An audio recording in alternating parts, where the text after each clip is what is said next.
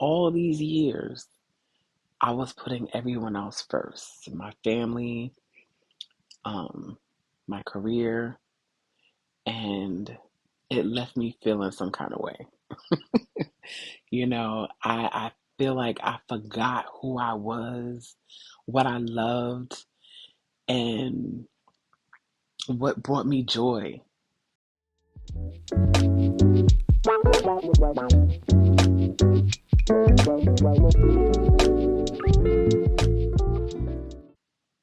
Welcome and welcome back to Through the Journey with Jennifer. I am so excited because I have been looking forward to starting this series that I'm calling I Choose Me, which is inspired by my new novel coming out spring 2026. When I started writing this book, I did not realize how much I needed to see this character. And as I, search or, fumble through social media posts, and I realized that this is a story that other women might need as well. Um, if you've been following me and read or seen some of my previous posts, um, I shared a little bit of my story about how I was a teen mom. I got married when I was 21, and just the different um, experiences and struggles that I've had in my life, and how when I turned 40, it was just this shift, like this change. And now that I'm 45 and I've done some work, I'm looking back and it's like I was the shift. I was neglecting the change because I felt like my role was to be the wife, to be the mom, to be the caregiver, to be everything to everyone else except myself. And I believe that my mind and my body was really trying to get my attention, and say, hey, it's time to wake up. It's time to start taking care of yourself. Um, and I had to ask myself some questions, like how often did I feel like life has been on everyone else's terms except for mine? Like everything that I was doing was for everybody else. Um, but was I doing what I really wanted to do?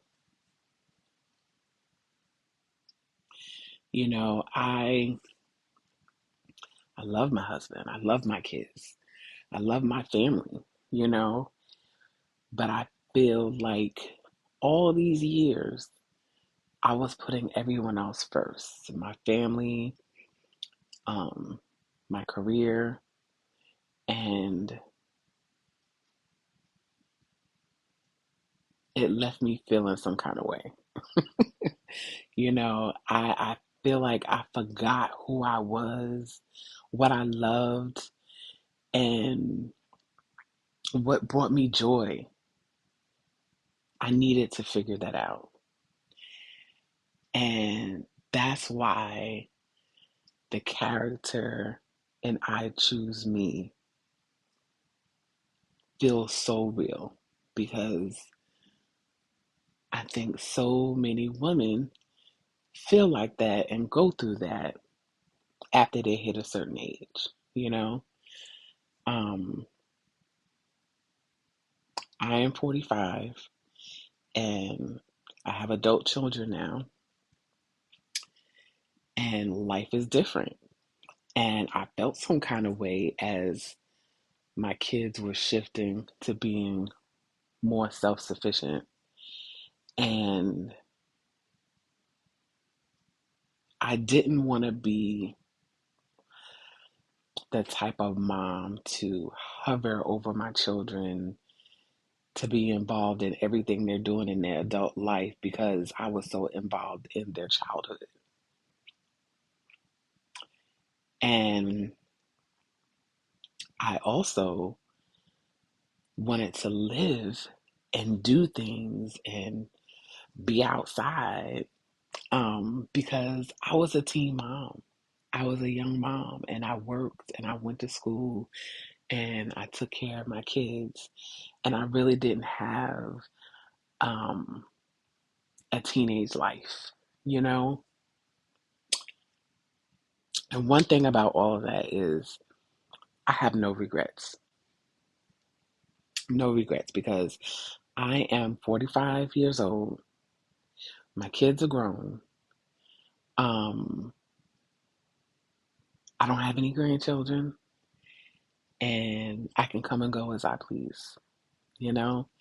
I get to live my life now, you know? And I've taken time to heal. And it's still a journey. The healing is still a process, you know. I've been always been transparent about me being in therapy, which has helped tremendously, you know. And I'm thankful that I've continued with the therapy to heal and it's to help me learn better about who I am because I feel like I lost that. I feel like I lost who I was and what I wanted and what my purpose was and what brings me joy and trying to find that peace. I feel like I lost that all these years just giving and doing and grinding and forcing. And I felt like I really never really lived. I was just on autopilot and I was just doing and giving and feeling empty. I don't feel empty anymore.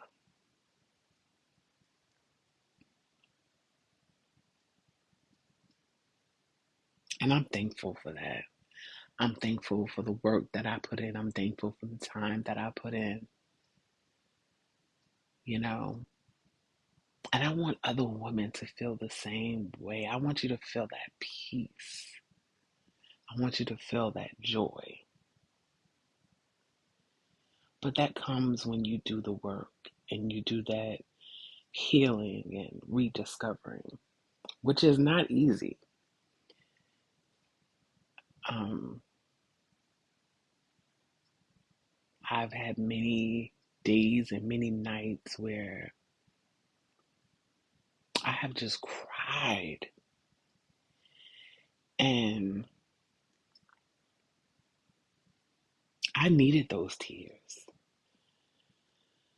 I felt like each of those crying sessions was a release. And that was able to help me move on to the next stage of my healing.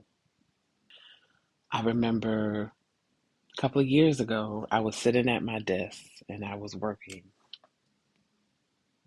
and the anxiety just took over my body. And I was on a conference call and I was trying so hard to compose myself so that I can finish the call.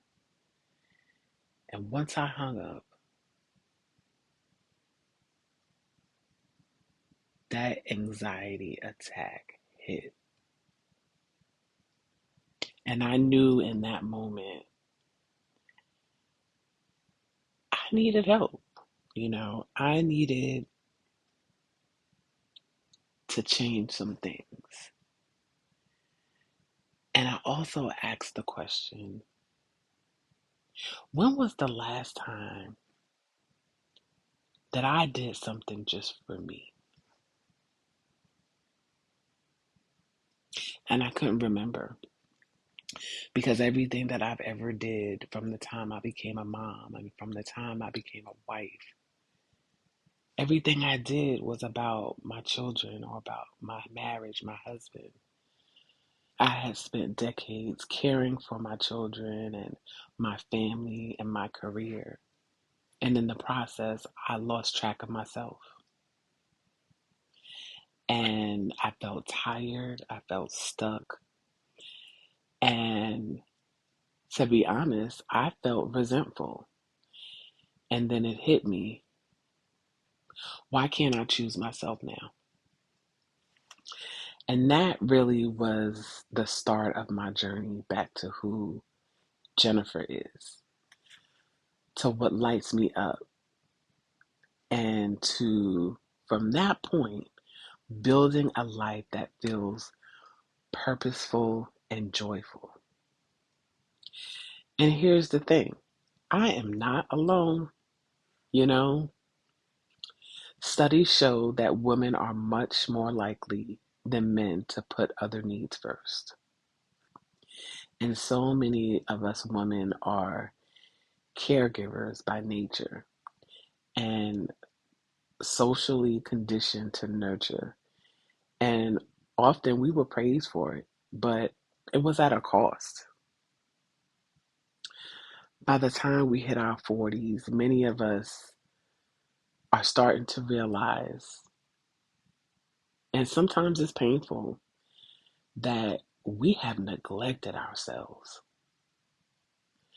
And this reawakening in midlife is not selfish, it is essential. It's about reclaiming your energy, your passion, and your sense of purpose. And it's never too late to start. So, how do we start this reawakening? I have three small practical ways that I want to share. And they have helped me, and I hope that they help you too. So, the first one is to take a small step for yourself every day, even if it's just 15 minutes, to just read, journal, take a walk, or do something that sparks joy in you. Number two, say no to one thing this week that doesn't serve you. I had a problem with that because I was always the yes person. Um, but I learned with setting boundaries that saying no is a complete sentence. I don't owe anyone an explanation. If it does not serve me, I don't have to do it. If I don't want to do it, I don't have to do it. I don't have to say yes because you want me to say yes. And it's not about rejection, it is about honoring yourself. Number three, I am a huge journal person, and I understand if you're not. However, I truly believe that when you take the time to write down what is on your mind and what you're feeling, I believe that a release happens. So, journal for 10 minutes. If you can't do 10 minutes, just journal what you're feeling in that moment or what you felt that day. And there's no right or wrong way to journal, you know? But I want you to ask yourself, if you are choosing for yourself, what would you choose today? You know, these are small steps, but they do add up. And just remember that this isn't about being selfish. This is necessary to become the woman you were meant to be, to reawaken the woman that lives within. I want to hear from my viewers and my listeners, and I want to know, what's one thing that you're choosing for yourself in this season? We just started a new year, and a lot of us write down our goals and our resolutions. But what is one thing that you're choosing for yourself that doesn't have anything to do with anyone else? Just you. And If you feel led to, share it in the comments, tag me on social media, or send me a message. But I want to create a community of women who are choosing themselves, supporting each other along the way, and celebrating growth together. This is your journey, and I am so honored to walk it with you. I am so honored to be sharing the story of I Choose Me, Alex's story, the main character, and show the familiarity of what the character is going through and then what some of us are going through in this season of our lives. So until next Wednesday, remember, you are worthy, you are enough, and today, choose you.